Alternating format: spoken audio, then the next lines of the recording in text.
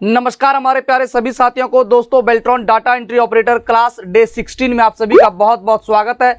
और दोस्तों इस नोट्स के चैप्टर 1 को हम लोग कंप्लीट कर लिए हैं और चैप्टर 1 में कुछ महत्वपूर्ण प्रश्न है जिसको आज हम लोग सॉल्व करेंगे। तो चलिए दोस्तों हम लोग आगे बढ़े, इस नोट्स के पेज नंबर 50 पर पहुंचे, क्योंकि दोस्तों 49 हम लोग पेज जो है कल ही कंप्लीट कर लिए थे। आज हम लोग को पेज नंबर 50 से आगे बढ़ना है।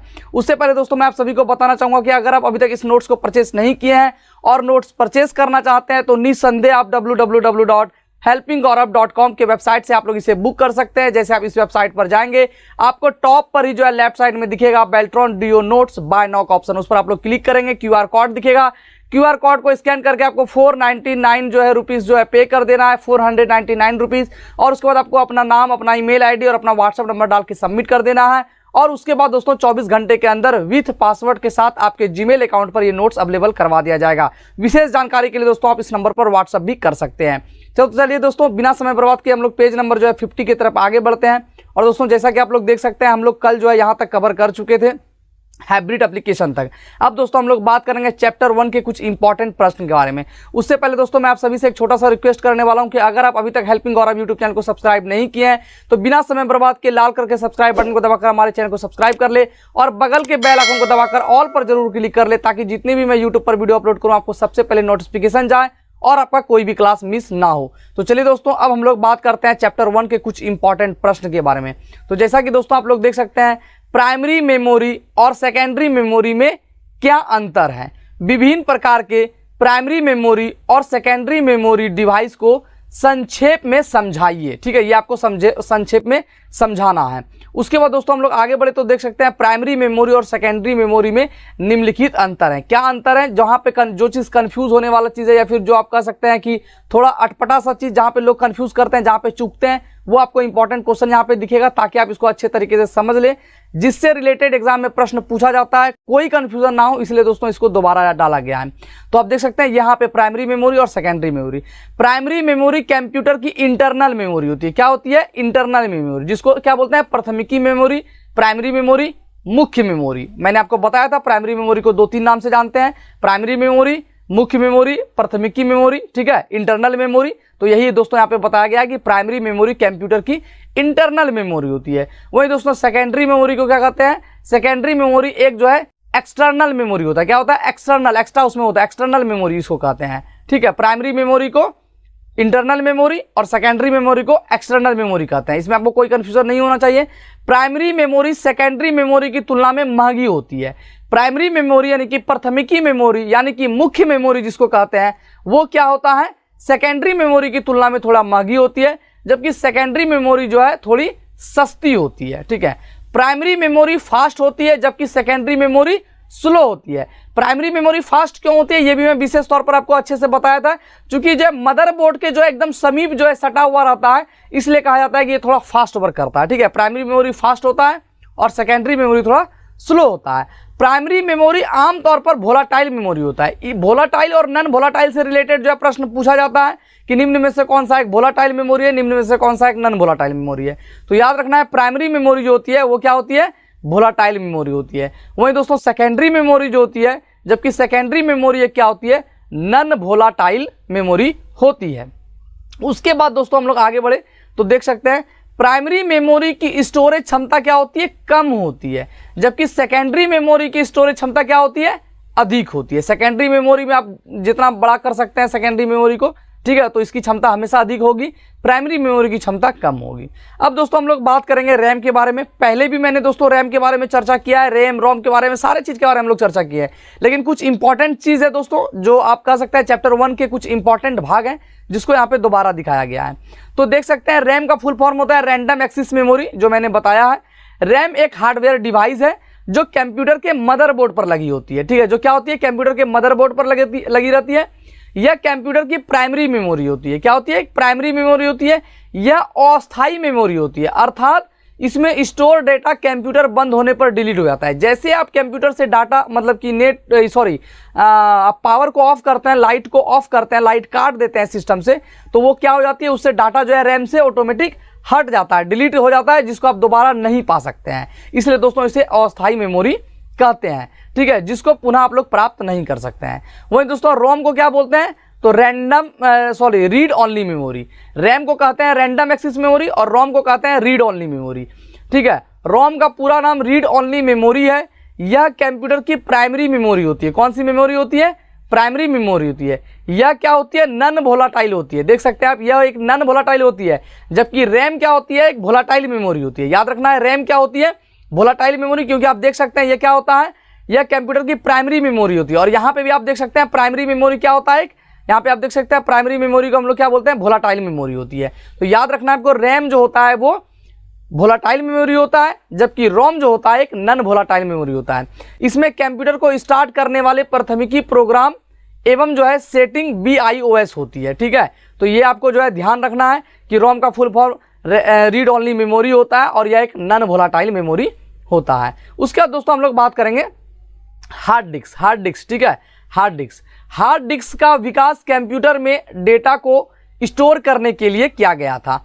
आजकल इसका प्रयोग कंप्यूटर से आगे बढ़कर कई क्षेत्रों में हो रहा है, जैसे digital video recorder, digital camera आदि। हार्ड डिस्क में डेटा को स्टोर करने की क्षमता बहुत अधिक होती है। उसके बाद दोस्तों आता है CD, जिसको बोलते हैं कम्पैक्ट डिस्क। ठीक है, CD को क्या बोलते हैं? Full form compact disc. CD या कम्पैक्ट डिस्क विशेष प्रकार की डिस्क होती है जिस पर डेटा एक ही बार राइट, मतलब कि एक ही बार आप कर सकते हैं, लिख सकते हैं या फिर अपलोड कर सकते हैं। ठीक है, डाल सकते हैं, राइट किया जाता है और फिर उसे कई बार रीड कर सकते हैं। ठीक है, तो राइट जो होता है वो CD में डाटा जो है एक ही बार होता है। देख सकते हैं, एक ही बार जो है राइट आप कर सकते हैं CD में डेटा को, बाकी आप रीड आप कई बार कर सकते हैं। CD का फुल फॉर्म होता है कम्पैक्ट डिस्क। अब दोस्तों यहाँ पे दूसरा प्रश्न है जो चैप्टर 1 से ही है कि कंपाइलर, इंटरप्रेटर और असेंबलर के कार्य को समझाइए। ये दोस्तों अभी कल परसों ही क्लास हुआ है, क्योंकि दोस्तों ये तीनों काफी इंपॉर्टेंट है। ठीक है, कंपाइलर, इंटरप्रेटर और असेंबलर, ये सारा चीज इंपॉर्टेंट है। इससे प्रश्न पूछा जाता है। मैं क्लास के समय भी बोलता हूँ कि ये सब इंपॉर्टेंट है।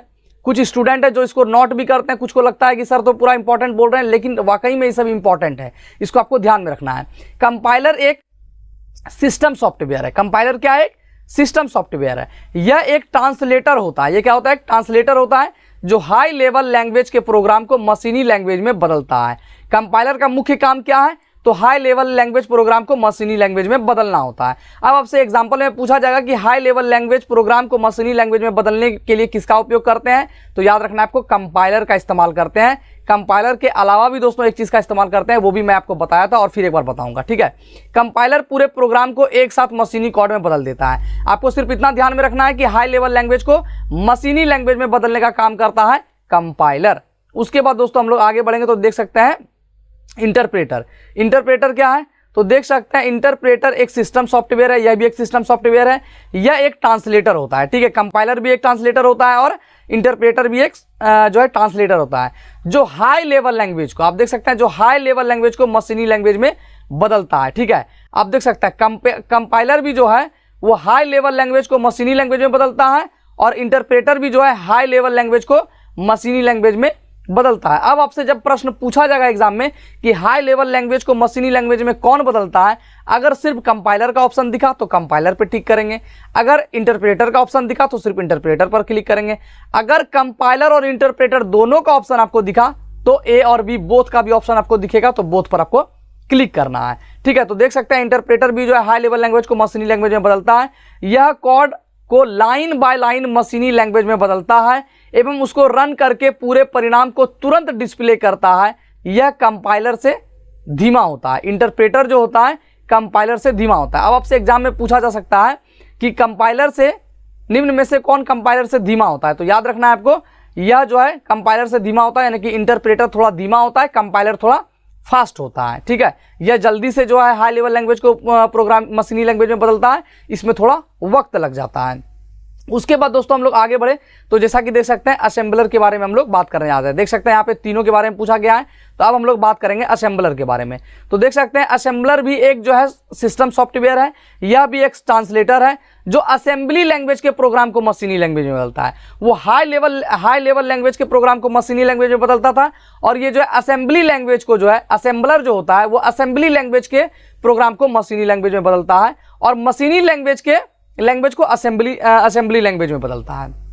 तो याद रखना है असेंबलर दोनों काम कर सकता है, एक तो असेंबली लैंग्वेज को मशीनी लैंग्वेज में और दूसरा दोस्तों मशीनी लैंग्वेज को भी असेंबली लैंग्वेज में बदल सकता है। ये दोस्तों काफी इंपॉर्टेंट था, इसको आप लोग ध्यान में रखिएगा। अब दोस्तों तीसरा प्रश्न देख सकते हैं, कंप्यूटर सिस्टम का एक आंतरिक आरेख तैयार करें तथा विभिन्न घटकों के उपयोग की संक्षेप में व्याख्या करें। तो देख सकते हैं ये हमने पहले भी आपको क्लास में दिखाया है, ठीक है, ये क्लास 2 या 3 में ही हमने पढ़ा दिया था सीपीयू के बारे में। सीपीयू का फुल फॉर्म क्या होता है, तो सेंट्रल प्रोसेसिंग यूनिट। सीपीयू का फुल फॉर्म क्या होता है, सेंट्रल प्रोसेसिंग यूनिट। अगर आपको एमयू कहेगा तो क्या होगा, मेमोरी यूनिट। अगर आपको एमयू कहेगा तो क्या होगा, मेमोरी यूनिट। वहीं दोस्तों सीयू कहेगा तो क्या होगा, कंट्रोल यूनिट। और एएलयू का फुल फॉर्म क्या होता है, तो अर्थमेटिक लॉजिकल यूनिट, ठीक है, याद रखना आपको एएलयू का फुल फॉर्म भी। उसके बाद दोस्तों आप देख सकते हैं ये सीपीयू है, इनपुट जो है इसमें जाता है, आउटपुट ये प्रोसेसिंग होता है, फिर आउटपुट निकलता है, ठीक है, सेकेंडरी स्टोरेज, सब चीज इसमें आप देख सकते हैं। ये इसका आरेख है, फिगर है, ठीक है।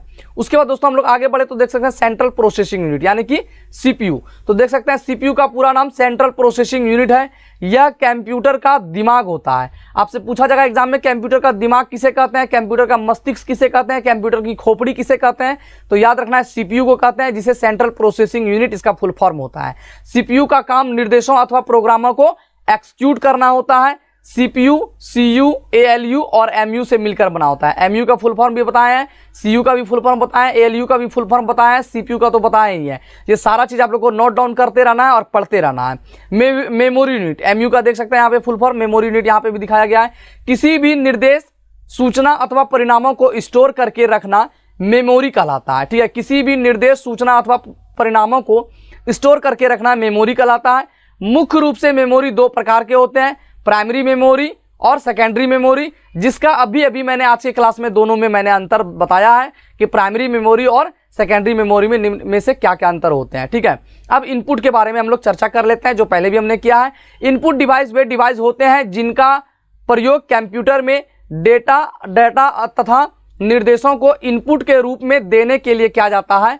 कंप्यूटर में कई तरह के इनपुट डिवाइस का प्रयोग होता है। आप देख सकते हैं इनपुट डिवाइस और आउटपुट डिवाइस से मैंने बोला था आपको कि एक प्रश्न पूछा जाएगा। दोनों का बाकायदा दोस्तों मैं जो यहाँ पे क्या बोल सकते हैं उसको कि जो है कॉलम बना करके इनपुट डिवाइस और एक साइड में इनपुट डिवाइस और एक साइड में आउटपुट डिवाइस देकर मैंने अच्छे से क्लास करवा दिया है। और इससे एक प्रश्न पूछा जाएगा, एक बार फिर से मैं आप सभी को कह देना चाहूँगा। तो देख सकते हैं इनपुट डिवाइस में कीबोर्ड आता है, माउस आता है, स्कैनर आता है, OMR आता है, OMR, OCR, MICR, light pen, ये सारा चीज़ का दोस्तों इस सबका फुल फॉर्म भी मैंने बता दिया है। जोस्टिक्स, ये सारा चीज़ क्या होता है, तो इनपुट डिवाइस होता है। अब दोस्तों हम लोग बात कर लेते हैं आउटपुट डिवाइस के बारे में। तो आउटपुट दे सकते हैं कंप्यूटर में आउटपुट डिवाइस एक हार्डवेयर कंपोनेंट होता है जिसका प्रयोग कंप्यूटर में आउटपुट प्राप्त करने के लिए किया जाता है। कंप्यूटर के द्वारा कई अलग अलग तरह का आउटपुट जनरेट होता है जिसको प्राप्त करने के लिए कई अलग अलग तरह के आउटपुट डिवाइस का प्रयोग किया जाता है, जैसे में मॉनिटर। आउटपुट और इनपुट में बेसिक अंतर आप ये समझ लीजिए कि इनपुट मतलब कंप्यूटर के अंदर जो चीज मतलब प्रवेश करता है, डालने के लिए काम। जैसे आप देखिए माउस को इनपुट क्यों बोलते हैं, क्योंकि माउस जैसे कनेक्ट करते हैं देख सकते हैं एक आइकॉन बन जाता है स्क्रीन पर, तो वो क्या करता है मतलब माउस क्या हो गया, एक इनपुट हो गया।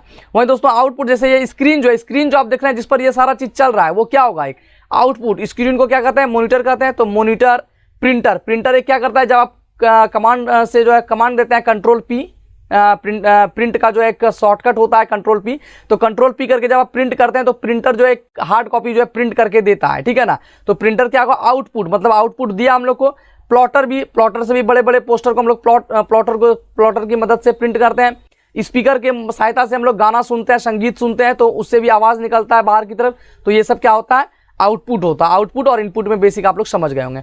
अब दोस्तों हम लोग आगे बढ़ेंगे तो देख सकते हैं सिस्टम सॉफ्टवेयर, एप्लीकेशन सॉफ्टवेयर और यूटिलिटी सॉफ्टवेयर में संक्षिप्त में बताए। ये भी बहुत इंपॉर्टेंट है और अभी 2-3 दिन पहले क्लास में हमने बताया है system software, application software, utility software. दोस्तों ये चौथा प्रश्न भी एक इंपॉर्टेंट है। और दोस्तों ये चैप्टर कंप्लीट होने के बाद जो यहाँ पे कुछ इंपॉर्टेंट प्रश्न हम लोग करवा रहे हैं वो आप समझ लीजिए काफी इंपॉर्टेंट है, इसलिए दोस्तों एक चीज को 2 बार करवा रहा हूँ। दोस्तों आज के लिए इतना ही। कल के सेशन में हम लोग बात करेंगे सिस्टम सॉफ्टवेयर, एप्लीकेशन सॉफ्टवेयर और यूटिलिटी सॉफ्टवेयर के बारे में संक्षिप्त में फिर से एक बार पढ़ेंगे, ताकि दोस्तों किसी भी तरह की कोई कंफ्यूजन नहीं हो।